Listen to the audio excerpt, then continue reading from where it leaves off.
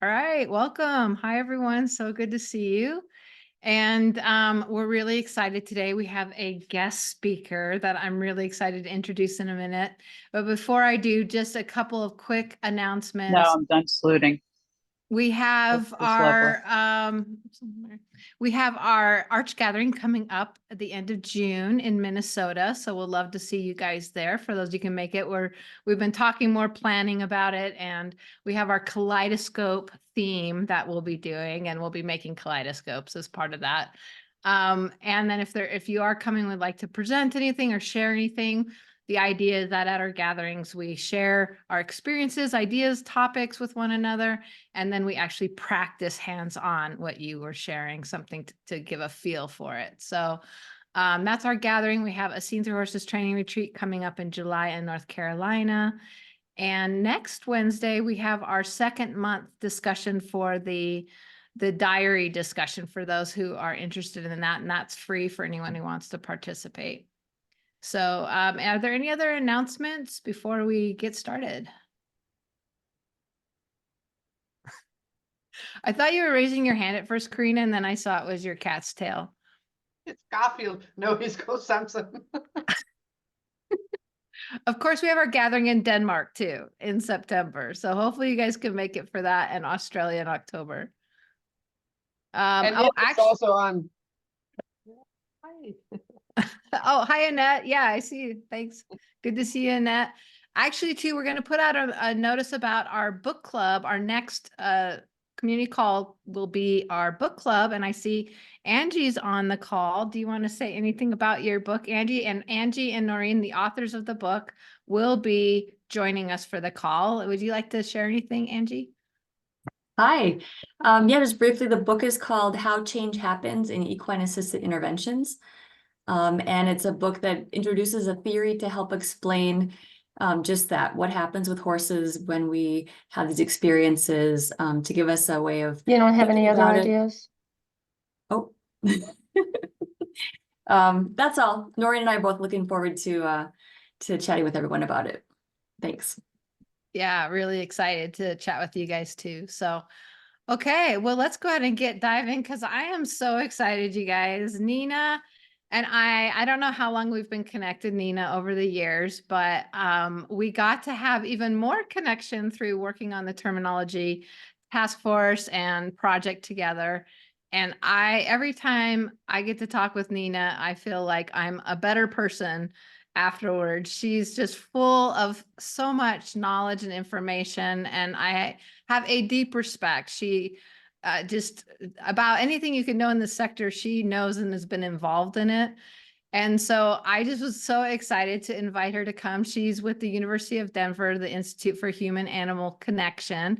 And I'll let her tell you more about that, but she's just been involved in just about everything. So I'm just really happy and excited for you guys to come, for you to join us, Nina, today. And also for anybody, if you guys have questions along the way. I know this is going to be a partially a presentation, but partially a conversation and discussion. So Nina, I'm going to just go ahead and turn it over to you so you can get us started on understanding horses. Sure thing, Lynn. Right back at you. I mean, we've known each other for a long time, and I've just so enjoyed, especially in the last few years, what we've been able to do together and connect and talk and think carefully about all the things that has to do with human-horse interactions and human services. And, you know, as Lynn mentioned, I mostly work with equine interactions as part of psychotherapy. And I'm a trained psychologist from the country of Finland. So I want to say, hey, till mina danska kollegor. Hi to my Danish colleagues. Jag är snällig dans, vi ser nu till. I can talk a little Danish if I really have to. But that's lovely that we're an international crowd here. And mostly, again, I talk about psychotherapy and also some learning services, other human services, and think about interactions with horses and how they can enhance the work we're doing in those areas. But I also get to work with horses themselves. So horses in communities, the needs of horses, the behavior of horses.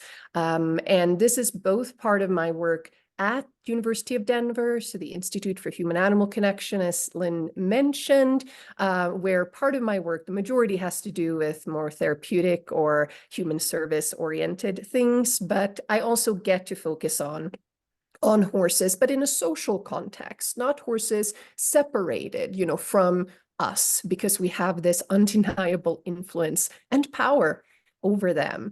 And that's really what I'm here to chat more about today, and share a little bit about what's been on my mind when it comes to practitioners, providers, folks in this area of human services, and our need, of course, not just our wish, but our need to be knowledgeable about the needs of horses and their behavior as well. And outside of my work at the Institute, where I lead our human-horse interactions or human-horse area or equine programs, I also do some horsey things in my own business. I'm a trained farrier. I do horses' feet occasionally. Nowadays, smaller practice, but I do some specialized rehab stuff. I love hooves.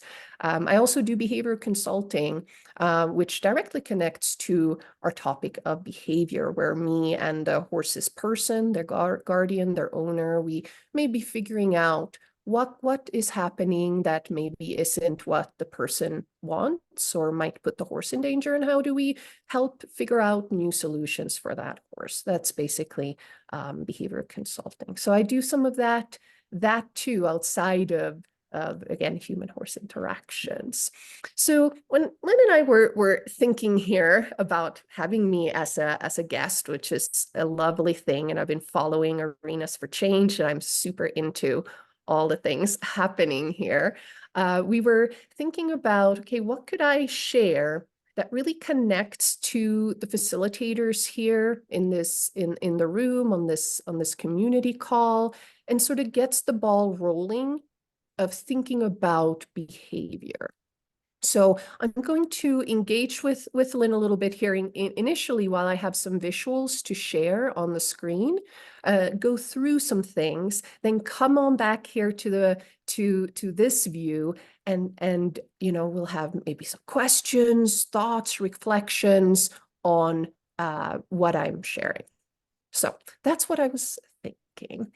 So I can go ahead, and I know, by the way, we just want to acknowledge just such a great group of folks here. I know several of you have worked with some of you for years, and it's just a joy to see you all. I'm going to go ahead then and share my screen momentarily here and go into a full screen. I'm just going to arrange myself so I can see myself and Lynn so far on my screen here. And where I wanted to start, Lynn, I was curious because I know you've been interested in horses. You've been part of the horse world here for a long while.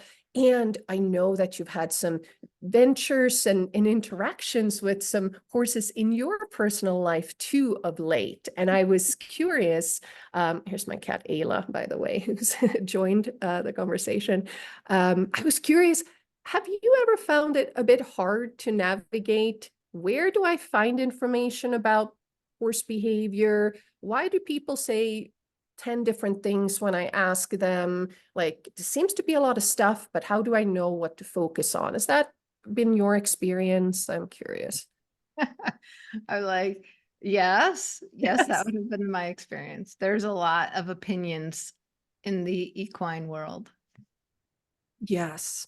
And, we could say I'm one of the opinionators, adding stuff, but I do get asked this earnestly with concern. Where do I even start, or where do I continue? Because we have, folks on this call who are very experienced with horses, and it's a continuous process.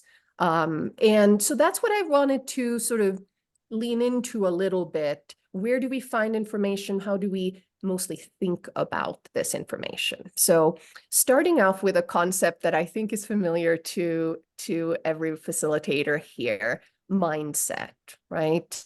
What comes to mind, Lynn, when I'm talking about mindset? We have some visual support here too, but Well, from the picture, yeah, it looks like what's our perspective. And I think for me, a mindset is really, in fact, we use that about our arch framework, is that it's about a mindset, because to me, it's about philosophies that we hold. So it's not necessarily a do this or do that. It's when we hold certain mindset, a certain principles or philosophies, and we choose to look at things through a certain lens, then that will then kind of direct what we see and how we choose to behave ourselves, I guess, or engage. beautifully put. It becomes like a framework. So not so much about the content. There is, and I'll point to some content resources, you know, where I can feel comfortable saying, hey, this is a good place to get information. I feel that this information aligns with a whole body of information, that kind of thing. But the mindset, yes, that superstructure, that framework through which we take in the information. And yes, there's a visual here on the screen. There's two people who are interacting with their horses in quite different ways. And both of them feel that the other is not maybe doing right by their horse. And I want to bet that there's folks here who's had that experience also, of, you know, you're maybe not doing right by your horse because you don't know this thing, or that person doing this way other thing. That's more what I should be doing. So that's what I'm diving into a little bit, and really thinking about now mindset, not only in our facilitator client work or participant work, but also then how we relate to the horse. And I'm curious if folks wanted to engage just within yourself in this little exercise, because again, I'm thinking that everyone here has contact with horses. So any horse in your life that you can bring to mind works super here. And the question I'm asking is, what happens for me when the horse doesn't do what I tell them? And this is quite a common experience, perhaps, that folks have. It can be not so serious, but it can also be super serious for both the horse and the person, depending on what the answer is and what happens next. So what happens for me when the horse does not do what I tell them? And I have some examples coming up that are common that I'll share. And then I'll also check in with Lynn what she might think if comfortable sharing. So here's what I've heard working in behavior consulting, talking to people in different settings. I feel embarrassed when my horse doesn't do what I tell them. I'm worried about safety. I feel anxious. I look bad in front of others. I can't tolerate the feeling of disrespect. I should have listened to that trainer. I need to let the horse know who's in charge here. If I can't get this right, should I even be doing this? And I'm ashamed of how things are going. So those are some of the harder, more initial messages that can appear. And that's quite typical because we have a tendency to first go to sort of scarier stuff in our mind. Any thoughts, Lynn, that you're willing to share if you're comfortable? What happens for you inside if your horse doesn't do what you ask them to do and you're maybe with others or maybe alone? Well, I was thinking that's a really good list. That pretty much covers that covers it. And I was just thinking how telling it is about where we are in relationships and how, in other areas of life, because yeah, I immediately would be like, okay, I did something wrong. I'm not doing it right. That, which might be what I tend to do in other places too. But yeah, Yes. I think I tend to more beat myself up before I would blame the horse, kind of thing. But maybe if I was really frustrated, I might start thinking something's wrong with the horse too.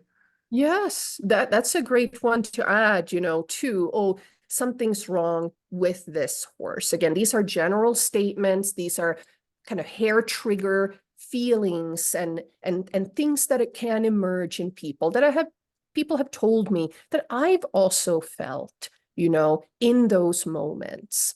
And we're starting to get some good stuff here in the chat. Actually, feel free to add to the conversation in the chat throughout here. Because this, again, is typical. These are our first instincts. These are a lot of shared experiences that people have that can lead to more challenges in that relationship.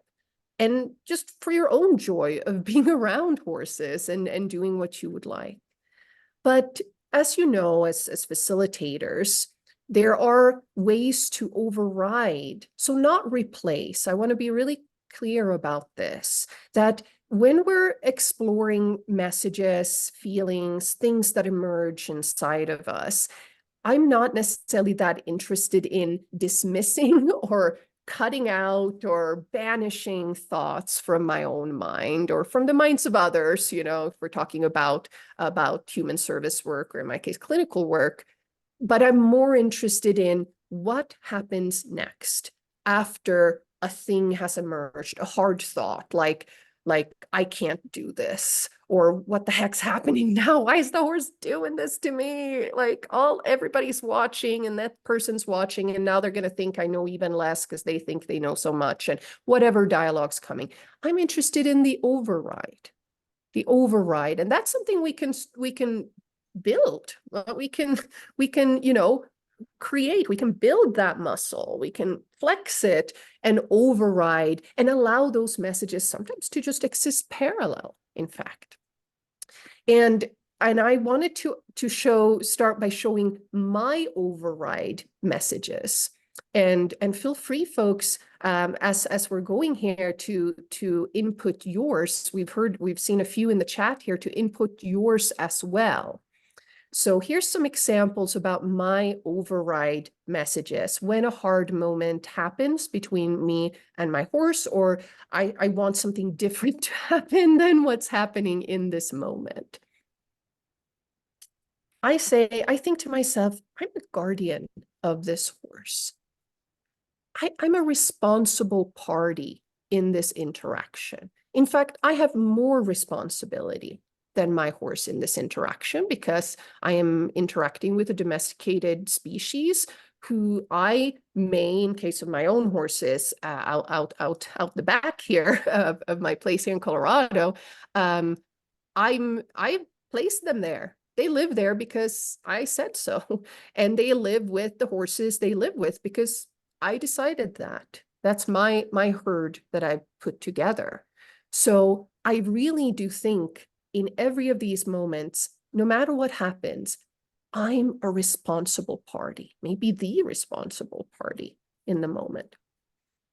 I also think to myself, I need to take action that safeguards relationships in this moment. And that we could think about those as relationships that also include other humans. If we're, let's say, in a facilitation situation where we have a client or a participant of some sort.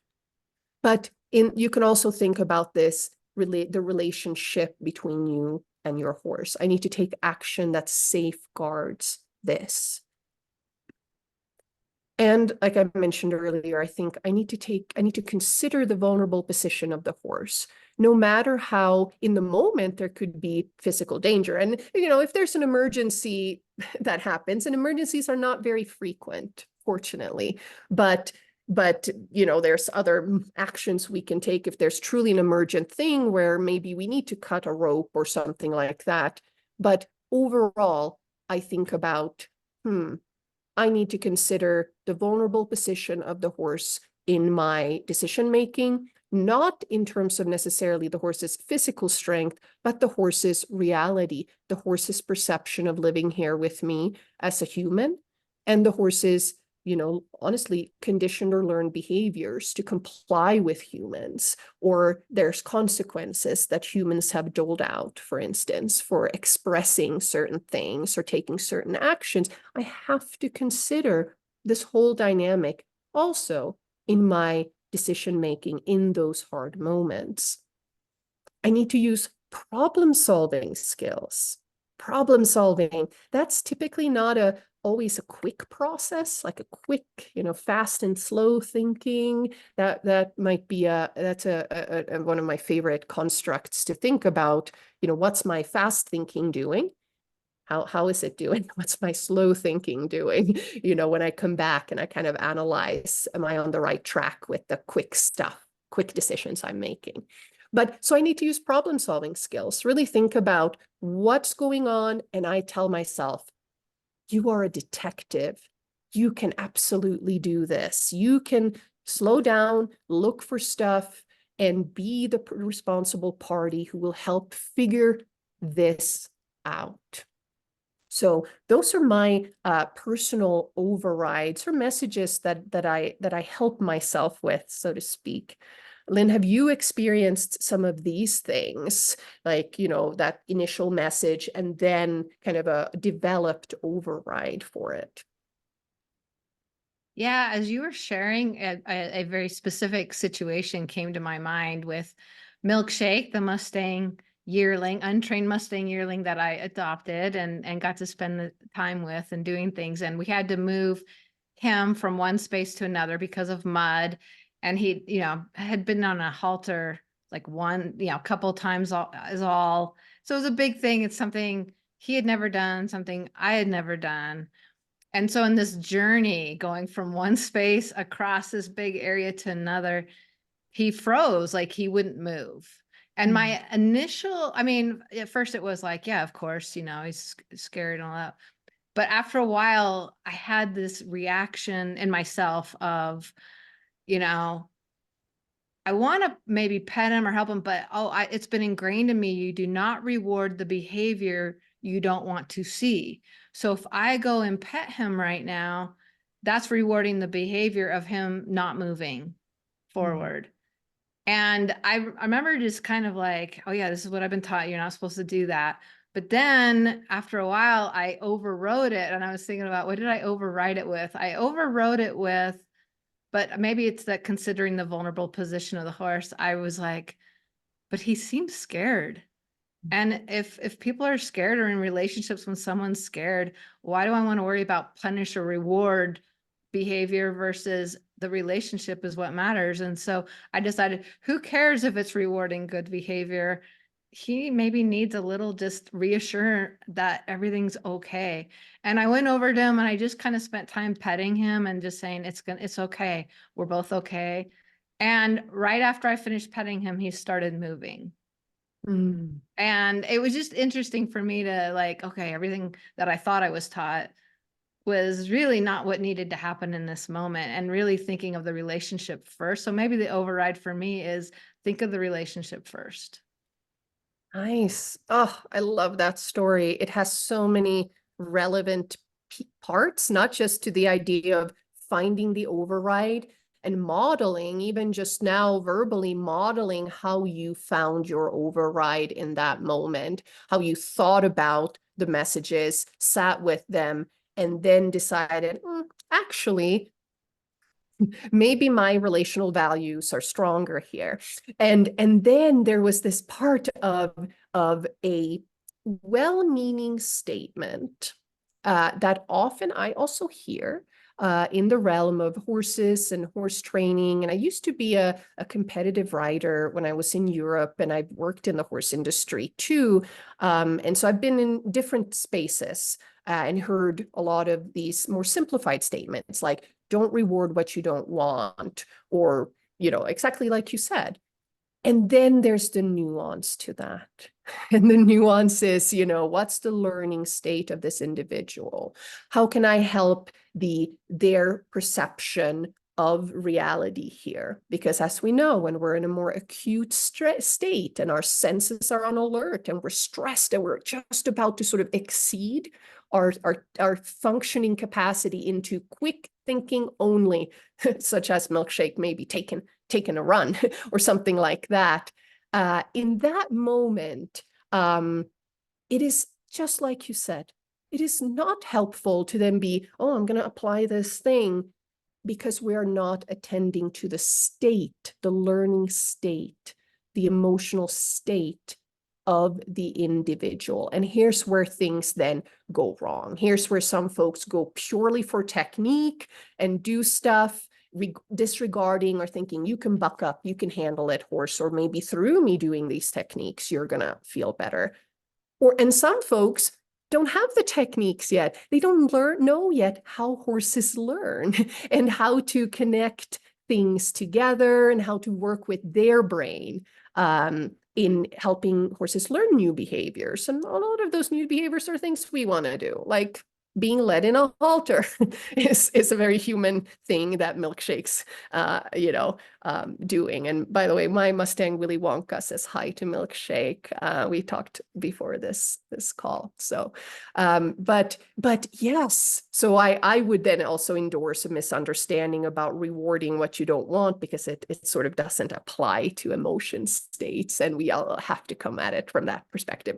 Anyway, but that goes into more detail than necessary for right now. But thank you so much for sharing that override. And I hope everybody's thinking in their minds too about their own overrides and how quickly or slowly that override process happens, how strong that initial message, and then the override. Maybe for some, that initial message has faded so much that you're kind of going right into these messages. That happens for me most of the time nowadays.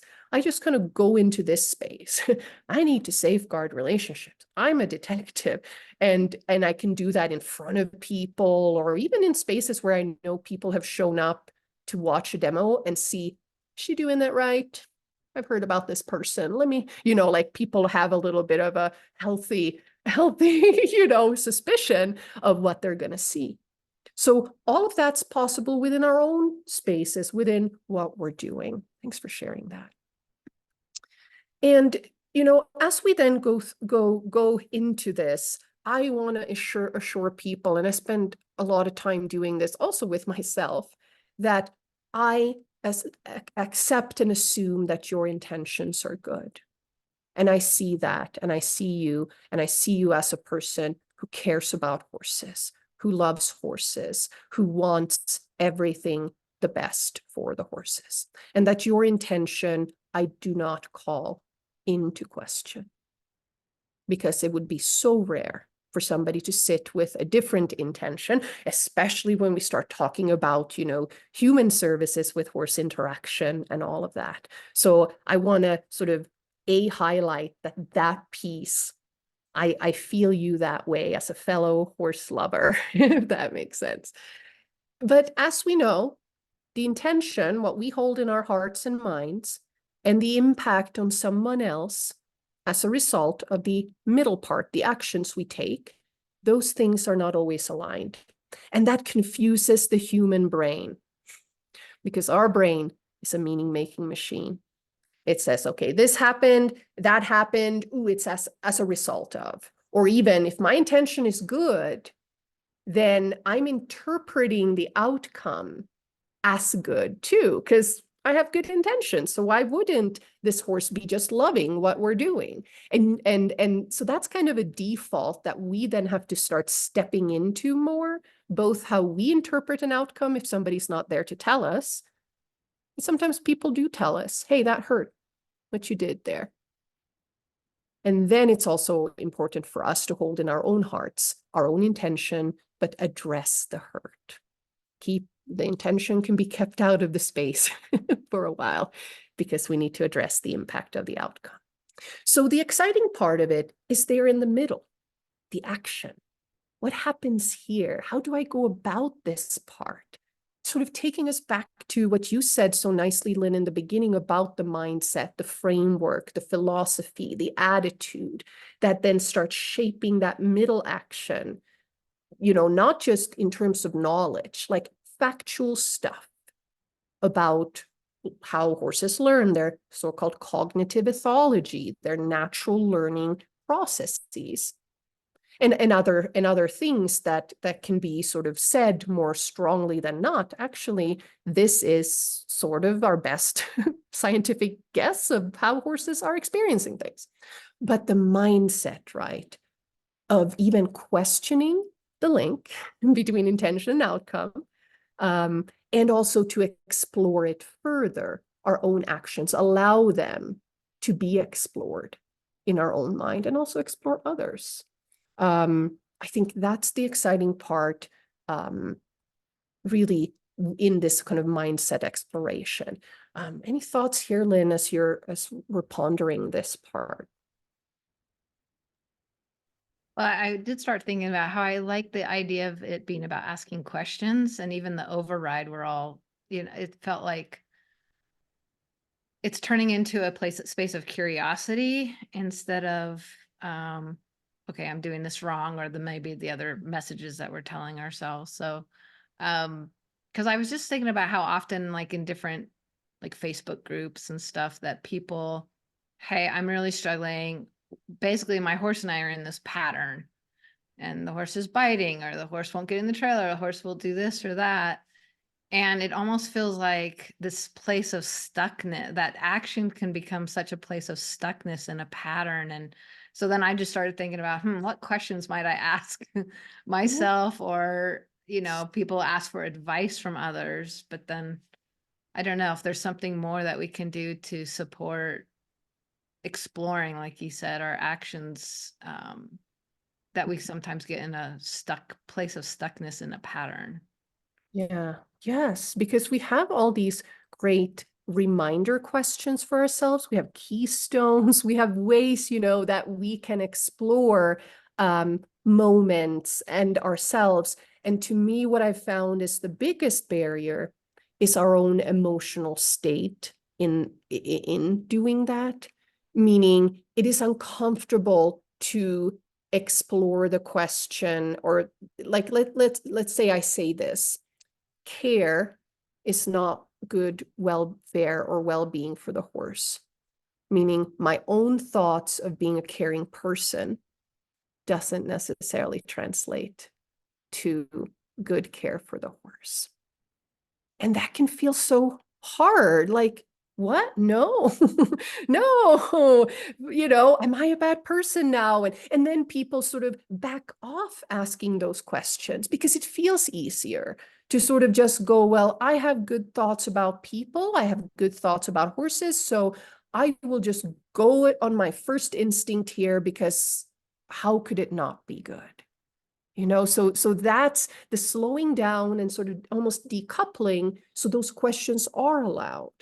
The questions is allowed. I care about my horses. Are they living in the best possible way that I can provide for them, even if I step on the toes of some of the other adult humans around? You know, like that's the kind of thing that I lean into a lot, since I teach equine behavior and I have communities of colleagues and students, you know, who I interact with. And then people go into their own barns and their own spaces, and they come up against some pretty tough situations socially, you know? So that's also kind of something I want to recognize, that a tinge of, ooh, somebody told me I'm not doing the right thing. However, I've been really thinking about what I'm doing intentionally. That tinge does not have to mean I'm doing something wrong. It may be, ooh, I'm feeling a social exclusion coming on, or I feel somebody sort of saying something to me socially that could place me outside of that community of belonging, because we are supposed to do the same things here and belong and be together in these tight-knit groups. So almost decoupling also those emotional impulses and asking, is this because I'm acting against my values, or is it because there was a moment of the threat of social exclusion because somebody said, I don't agree what you're doing here. I think you're spoiling your horse. I think you really need to show him more who's in charge here because you're going to be in danger. And I know that because I'm very experienced. I've heard those words, verbatim come out of people. So yeah, I like to also separate that. Let me talk about a couple of more things, and then I want to come into a larger discussion here and a larger, I know that there's a lot of thoughts happening, but please keep putting them in the chat too. So I want to point out two things that can be a result of a mindset that perhaps is that initial mindset or a mindset that maybe isn't going into this thought of, hey, I'm responsible, I need to safeguard, I need to, pursue more knowledge and that kind of thing. And this is a very common one.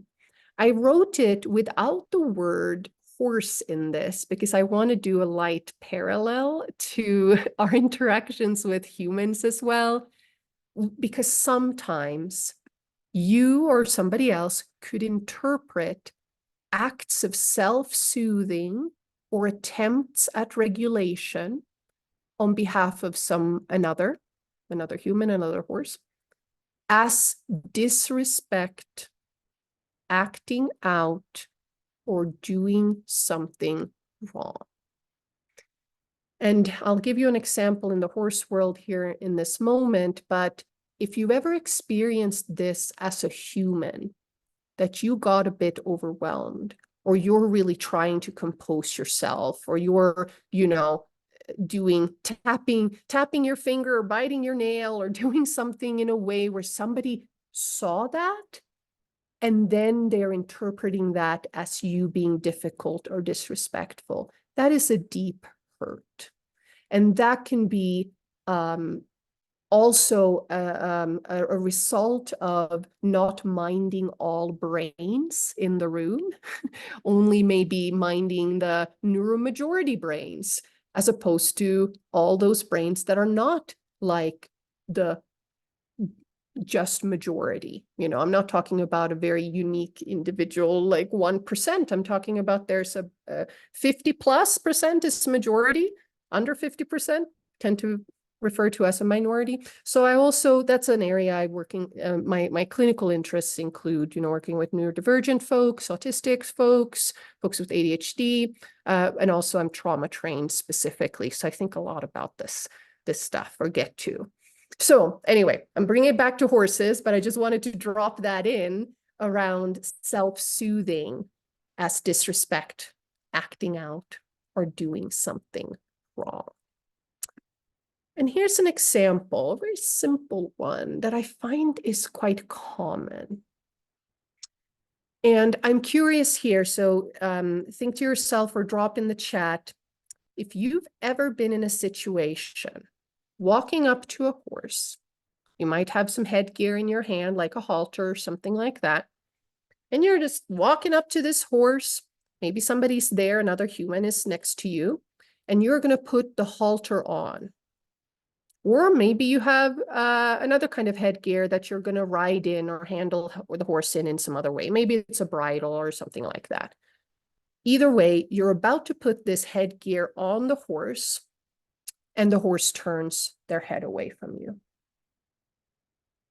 Tips their head and neck away from you, maybe even takes a little step away from you. Still remains standing, or maybe doesn't have a choice, but remains standing, tilts their head away from you.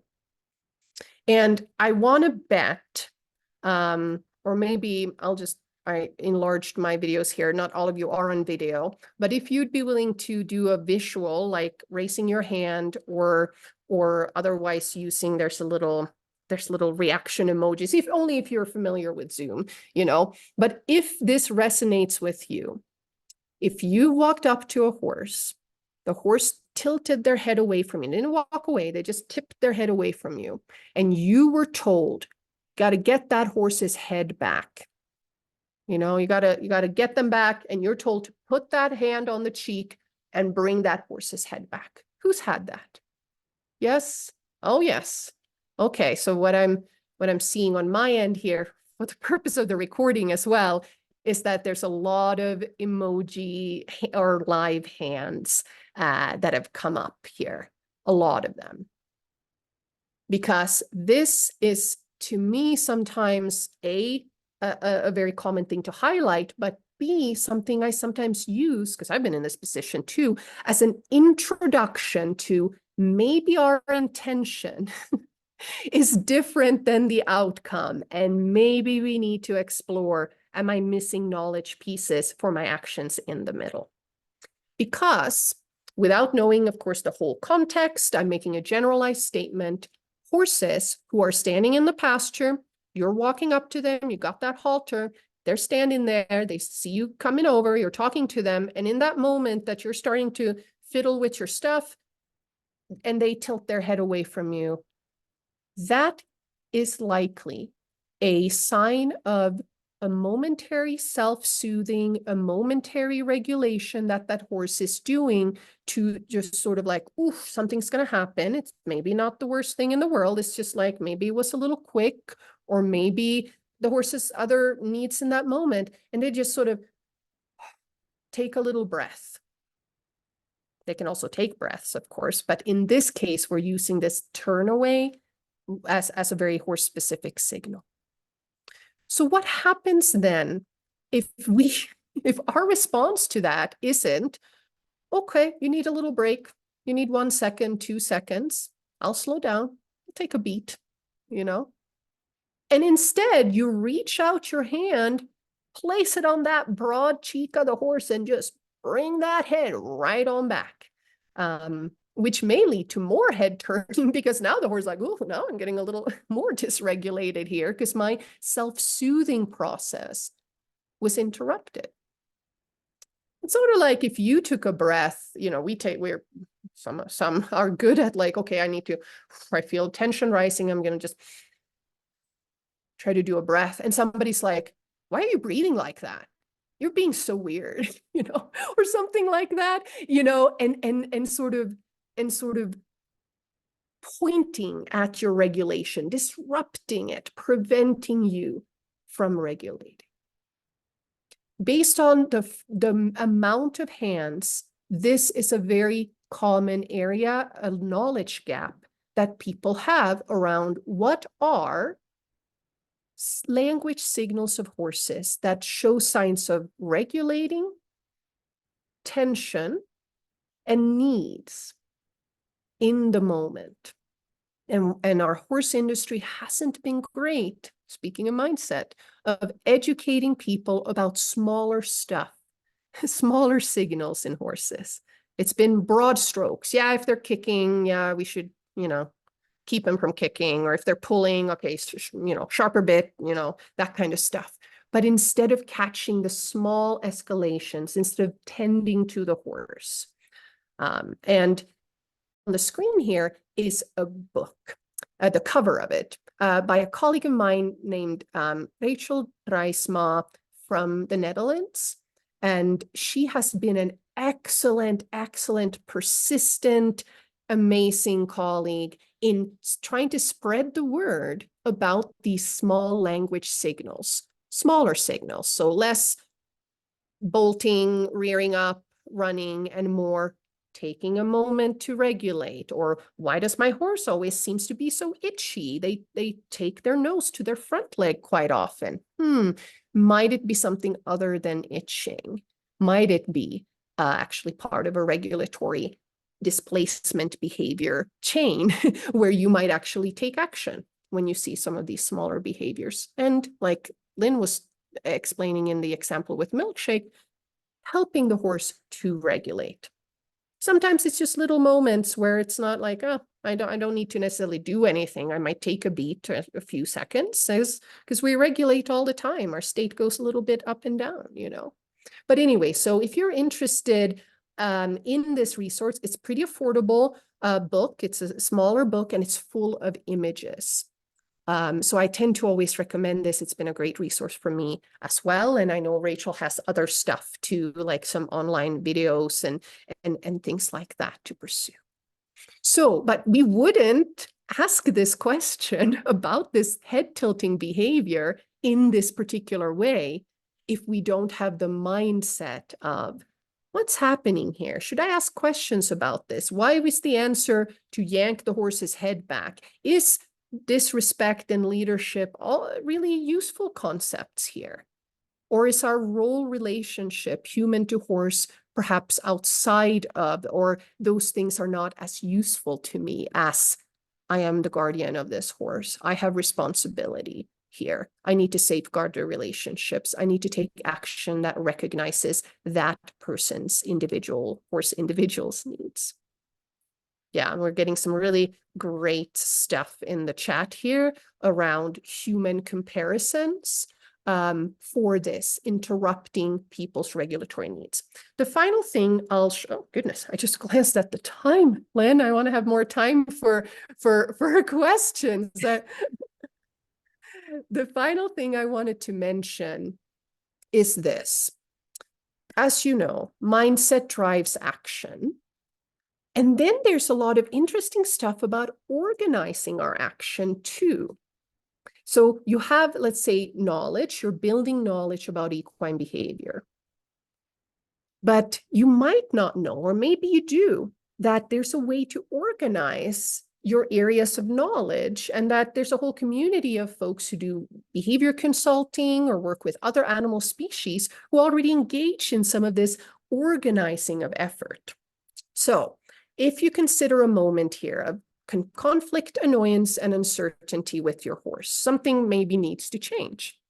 You know, we have a horse who's threatening to bite, a horse who's no longer wanting to stand comfortably still, moves around a lot, a horse who's not really wanting to come with you when you are walking with the horse from a pasture or something like that. These moments. So imagine those moments.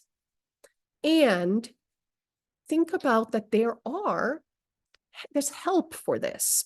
So this call is not now about really going through this whole theory and all of that, but I wanted just to show everyone, and again, some of you are already familiar with this stuff. For others, it's newer because the horse world hasn't yet embraced some of these scientifically organized practices. So this is referred to as Lima, taking the step first, or taking steps that are always starting with the least intrusive and minimally aversive when we want to make changes in our horse's behavior.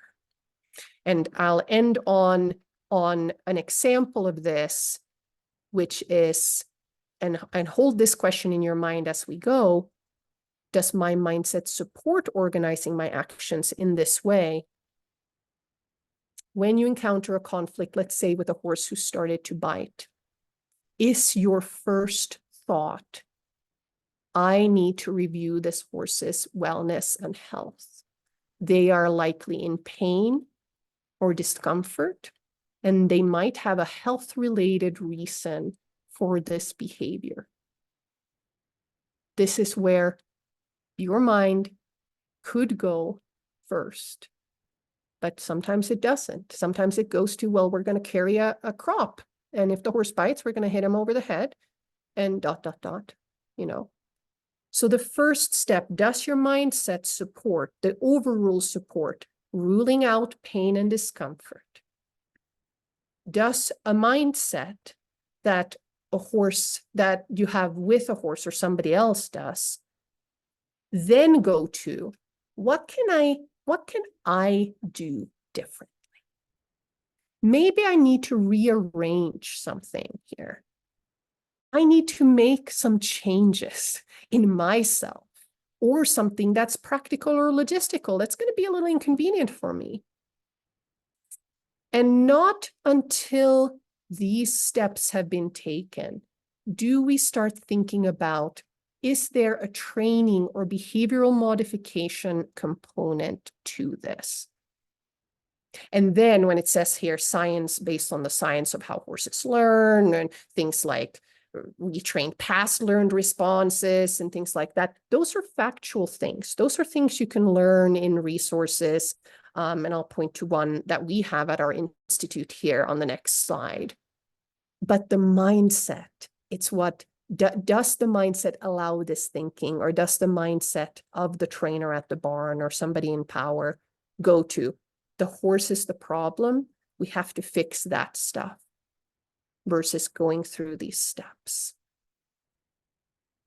So that's where I kind of want to end here. I had a little more detail on this slide. I'll leave it up briefly for the recording. You can pause it and kind of look at some more details of each step here. But wanted to just share one of the resources. I'm a bit biased because this is our behavior course at University of Denver, but it's one that I can stand behind 100% for folks who might be interested in just adding those, the knowledge, the facts to their interactions with horses, but knowing that without that mindset, without the stuff we're talking about here, that does sometimes just passes people by because they can't seem to integrate it because of the mindset of the horse is the problem and you're a problem and I'm the boss of you and you're being disrespectful, etc. Then some of these things just pass people right on by. Okay. So that's where I have about 10 minutes or so. I'll ask the facilitator how much time we have, Lynn, but I wanted to see, yeah, what kind of space would feel comfortable here. I mean, we've got lovely chat discussions and thinkings and that kind of thing. Yeah, and I think it'd be great if anybody also wants to speak up as far as verbally ask a question or make a comment regarding what Nina shared. And while you guys are thinking of that too, thank you, first of all, too. I wanted to put a shout out for that equine behavior course that you just showed. I know I've looked through what's actually the agenda of what you get to do in that course, and it looks amazing. So thank you for providing that resource for people. And just to clarify, you don't have to be a student at University of Denver to take that. And it's an online course, correct? Correct. This is part of our professional development suite. So the institute I work for, I've been so bad at not saying anything about myself or my work, but the institute I work for, we're a research institute, but we also have professional development, meaning anybody, and we have people, it's internationally accessible, a lot of it or most of it. One of the things I lead, which is a postmaster's training for clinicians who want to incorporate horses into psychotherapy. It's limited residency. You have to be in person for some workshops, you're at home, that kind of thing. But things like this equine behavior course, which is really about horses, it does, of course, have a little social science, social services touch because of the context in which it is, but it's really structured as standard veterinary continuing education. It goes through behavior categories of horses, and we actually use a really good textbook that happens to be right next to me because we just wrapped this semester's. We used the McGreevy Equine Behavior textbook, which is a great textbook. So we have everybody from riding instructors to learning facilitators to veterinary technicians to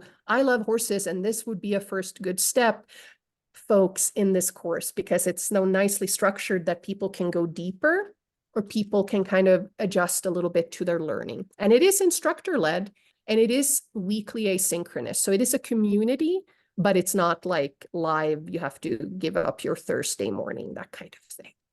So. Nina, can you share what the book was again that you just referenced and the author? Yes, and this is our textbook for the equine behavior course. So you can also read, it has the ISBN and everything on that course site if you want to grab that. But it's called Equine Behavior, a guide for veterinarians and equine scientists by my colleague and friend, Paul McGreevy, who here's Paul's name, who is works in Australia and has been really has made such positive impacts on the stuff we're talking about. I got that right. And I don't know if you have access to the direct link to your course. For sure, we'll put it in the recording, you guys. But if you have it available that you want to throw it in the chat, Nina? To the actual. Yes, that would have been so smart of me to be I know. so, hang on, I actually These do are because good I'm things that we think of once we get the question. here we go. That's great. Yeah, and I appreciate about just the idea of learning about the science, like what research has been done, what science says. I attended to the presentation you gave out at the Herd Institute conference, and that one about horses' reactions to touch. And I was just very intrigued by that.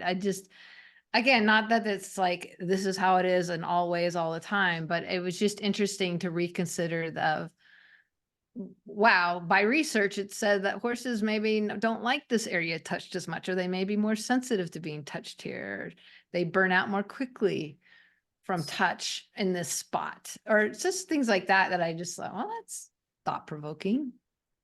Yeah. Thank you. Thank you. I appreciate that because touch is such a big topic in our human services that incorporate horses.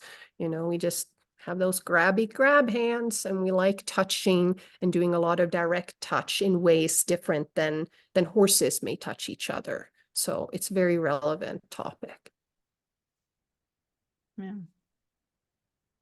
Yeah, if we have time, I would love to hear live questions, thoughts, things like that. Again, the chat's hopping, so that's very cool to see.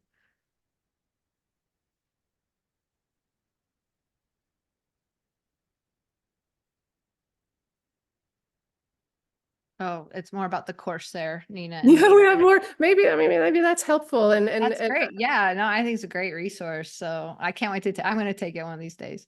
you are so welcome. And I have had actually colleagues of mine who have known forever and ever go through this course, including some folks you've had on these community calls too. So it's been a really fun kind of like addition to this larger community as well. And we have some really good stuff in the chat actually about touch now, inspired by your thoughts there, on horses may appreciate scratching or patting. We see a lot of slapping of horses, like especially after human adrenaline fueled events. And that is one of these, ways that we, again, our tendency is to center ourselves. Our tendency as humans is to think of humans and then some other animals. And that's not that that's bad or anything like that, but it's that override. Then the override kicks in and I go, how much do I see horses pat each other?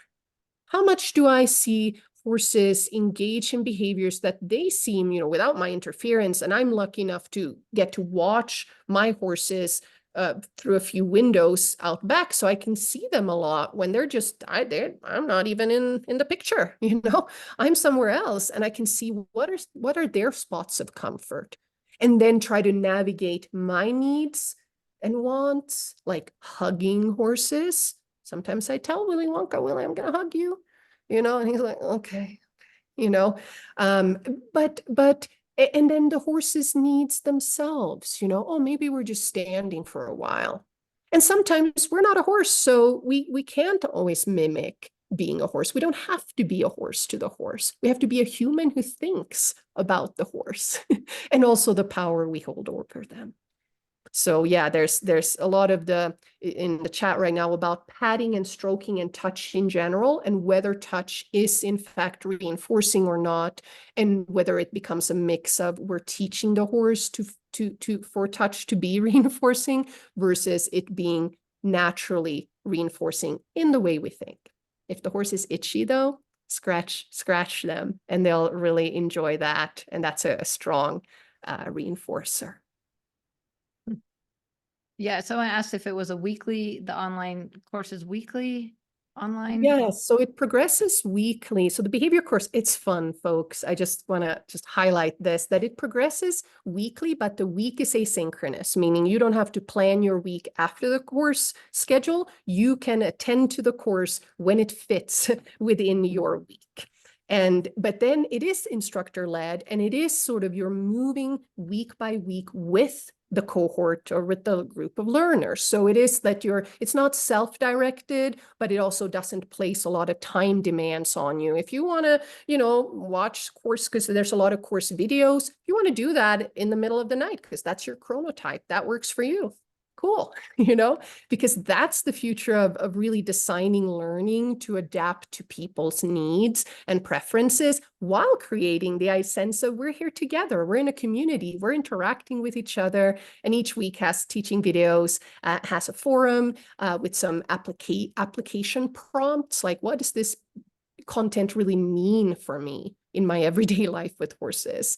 And then there's a quiz that you can do as an open book if you want, or you can, test yourself. It's meant to center learning and your joy of seeking out and learning more about horses. And you do get a fancy certificate from University of Denver, so that's fun too at the end.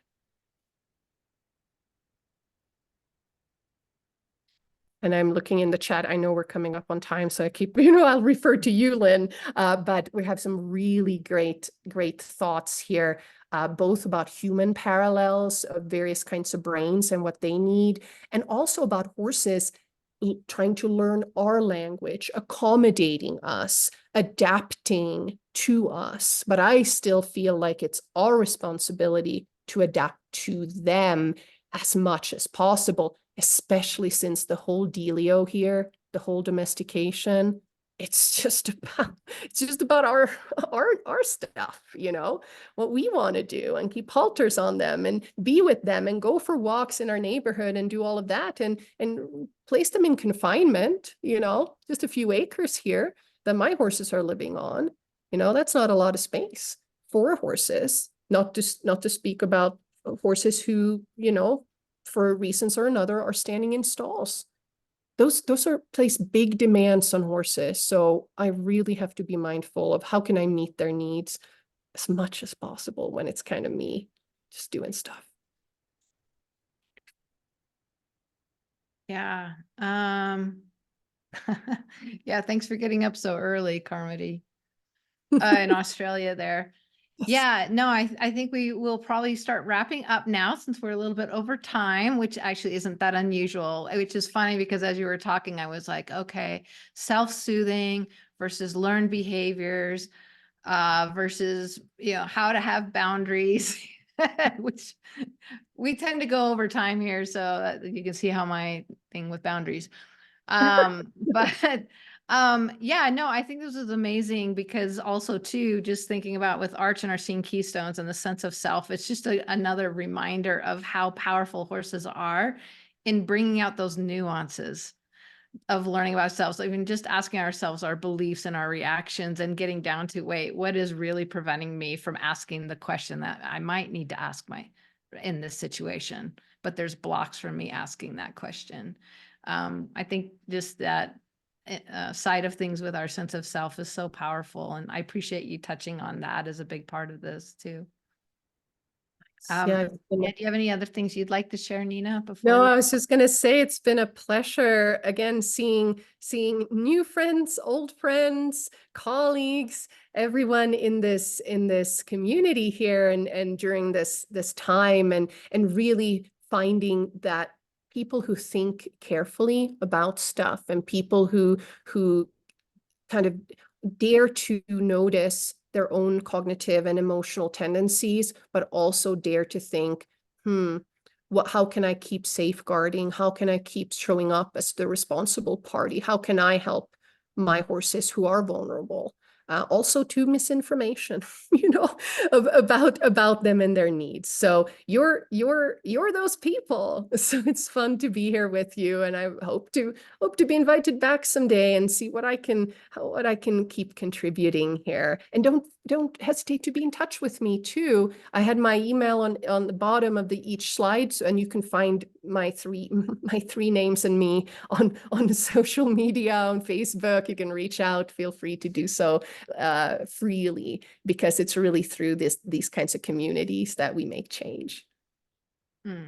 Absolutely. So beautifully said. And we would love to have you come back again. I know there's so many different topics we could cover. So thank you for your time, Nina. Thank you guys for joining us today, and look forward to our next community call, the first Wednesday of June, which will be our book club with Noreen and Angie, who have been on the call today. I don't know if they still are, but appreciate you guys so much. Thanks, and see you guys next time. Bye, folks. Take care. Bye. Have a great